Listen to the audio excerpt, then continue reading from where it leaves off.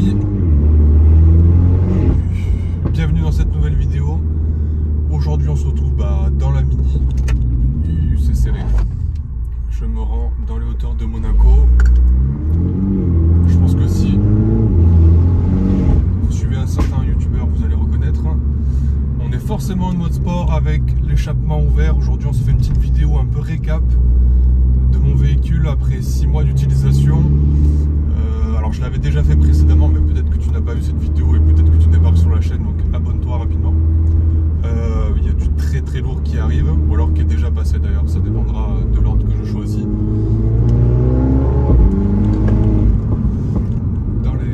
Dans les présentations, dans les vidéos. Donc un petit récap de tout ce que j'ai pu faire sur la voiture, on va dire surtout esthétiquement. Moteur, on s'en était déjà parlé avec notamment le stage 1, mais on va y revenir et n'hésite pas, surtout si tu as des questions, à me les poser en commentaire. Je les regarde toutes les questions et j'y réponds. Donc, et puis surtout si tu as l'occasion ou l'envie de faire un achat sur une Mini JCW, c'est avec plaisir que je vous partage mon expérience. Pour le moment, un petit POV sur ma tête et le temps de se rendre sur mon petit point de présentation habituel où j'avais fait notamment ma voiture précédente avec la Bart et la Mini. D'ailleurs, une vidéo qui marche toujours très bien. Vous aimez bien les petites vidéos de présentation, mais je comprends parce que quand on a le projet d'acheter un nouveau véhicule, je fais la même chose. Je ponce tout YouTube avec toutes les présentations de voitures. Vas-y, prends toute la route aussi, mon ref. Je sais pas si les gens ils savent conduire en fait, mais surtout dans la région c'est assez délicat. Là pour le moment on monte tranquillement. Parce qu'il faut que je me concentre sur ce que je dis, sur la merde que je raconte, sur mes palettes, ma conduite, là où je mets mes roues, les voitures qui arrivent en face, avec toujours très peu de visibilité.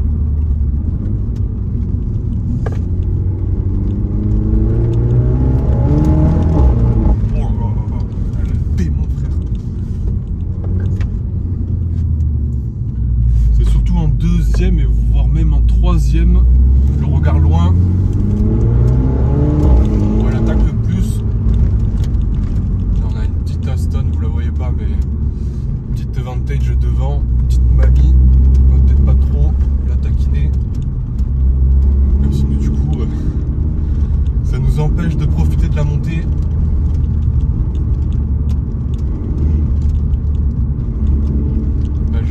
Pratiquement tout fermé, comme ça on n'entendra pas le vent, on ne sera pas embêté. J'espère que la qualité audio c'est bien avec le téléphone. Il faudrait peut-être que je rajoute un micro. Ensuite on va descendre à Monaco puisque j'ai ma place pour le Grand Prix à récupérer. Il y a toujours du monde ici. Et on va aller faire un petit car spotting. On fera certainement aussi un petit POV, donc abonne-toi à la chaîne encore une fois. Il y a pas mal de choses qui arrivent. Là on monte sur une route que vous connaissez, comme vous voyez dans les vidéos de JMK, mais on a fait pas mal aussi de vidéos avec le groupe Monaco Supercar, dont notamment on avait essayé la McLaren P1. J'étais monté dedans, vraiment c'est incroyable les gars. Une hypercar ça n'a rien à voir avec une supercar, c'est vraiment impressionnant. C'est tellement physique. Grâce à Toretto que vous connaissez.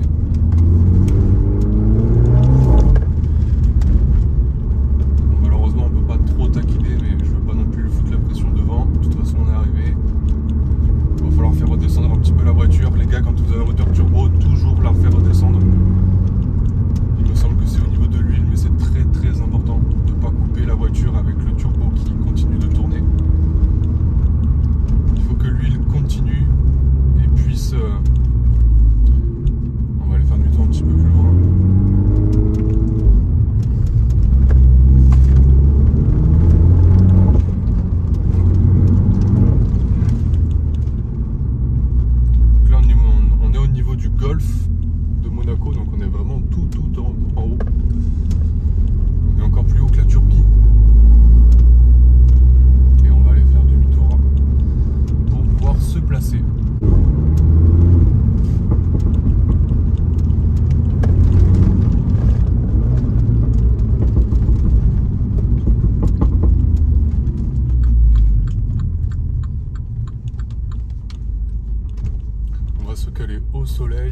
tranquillement. Elle va redescendre aussi. Ah bah oui, en même temps, je suis en drive, frère. Ça va pas le faire, du coup on a reculé un petit peu. Hop. Elle est en mode sport, donc elle est très très vive, même sur la marche arrière. On va se basculer en green, tiens. Voilà, on la laisse un tout petit peu tourner, mais je pense que là, je vais pouvoir la couper.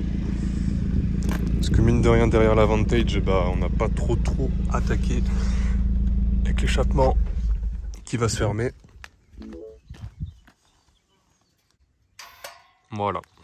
Donc ça y est, on est calé. Je vais vous faire une toute petite présentation, un petit tour, puisque je l'avais déjà fait surtout ici, de la voiture, pour vous montrer un petit peu et vous expliquer les modifications juste esthétiques que j'ai pu faire, parce que je reçois pas mal de messages sur les réseaux, sur YouTube, sur Instagram. D'ailleurs, mon compte Instagram, c'est Florian Photographie.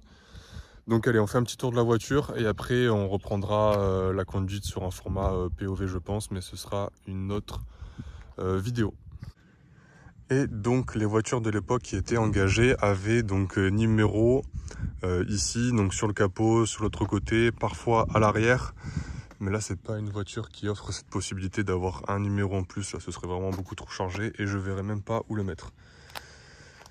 Voilà pour l'histoire des numéros. J'ai trouvé ça par hasard. C'est l'idée qui m'est venue après.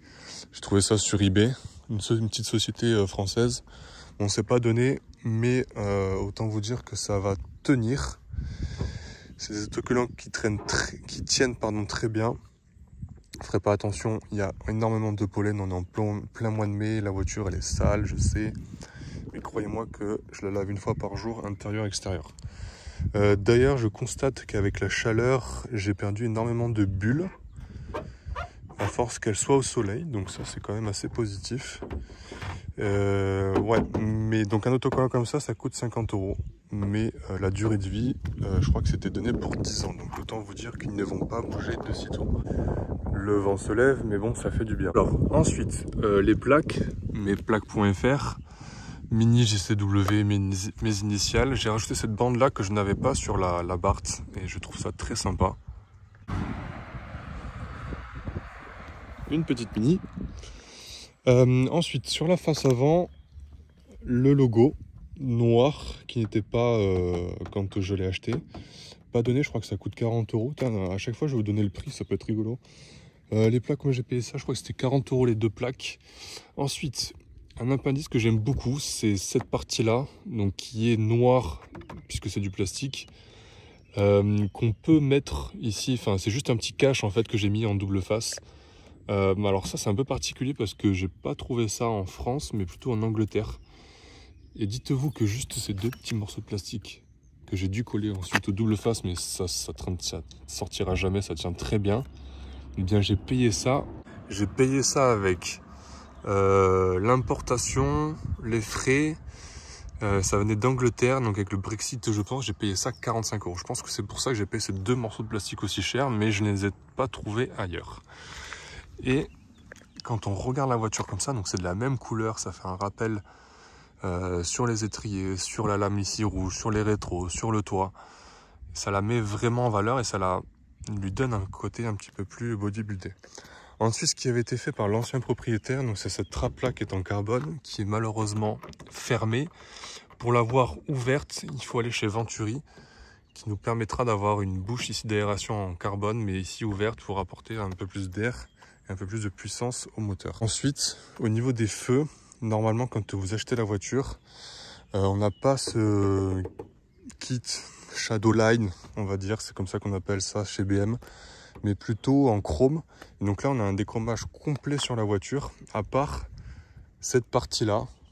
C'est vrai que, après ça me choque pas du tout, mais c'est vrai que c'est quelque chose qui pourrait être amené à faire. Donc déchromage ici, à ce niveau là, toute la calandre ici, et donc cette partie là. Ensuite, toujours dans l'esprit de ce que je vous ai montré à l'avant et des rétros, on a une belle griffe ici, qui est dommage puisqu'elle n'est absolument pas mise en avant. Donc j'ai retiré le clignotant et j'ai mis cet autocollant. Alors c'est un peu galère à mettre, mais même s'il est pas très bien mis de loin, ça ne se voit pas trop.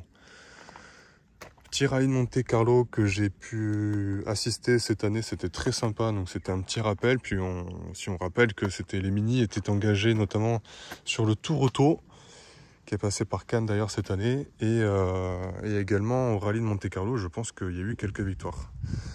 Ce qui avait été fait aussi par l'ancien proprio, c'était les feux Union Jack, je crois que c'est 200 balles, donc il y en a pour entre 400 et 500 € avec la pause, uniquement pour les deux, mais je trouve que ça fait toute la différence puisqu'il s'agit d'une phase 1.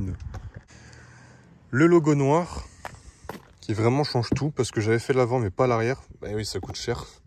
C'est bête, mais je crois que j'ai payé 40 € à l'avant, 40 € à l'arrière, même sur la... Non, 37 exactement, 37 € à l'avant, 42 € ici. Alors je ne sais pas pourquoi, pourtant celui de l'avant est plus gros. On retrouve la plaque, forcément, vous l'avez vu. La ligne GCW, qui, comme je l'ai dit dans ma précédente vidéo, était une option indispensable. Et qu'est-ce que je ne regrette pas d'avoir cette ligne qui valait à l'époque, on peut encore certainement la commander en Allemagne, je crois qu'il y en a pour 3000 €, plus la pause, on doit être aux alentours de 5000. C'est exorbitant. Donc avec la petite télécommande, la télécommande elle vaut 200 balles.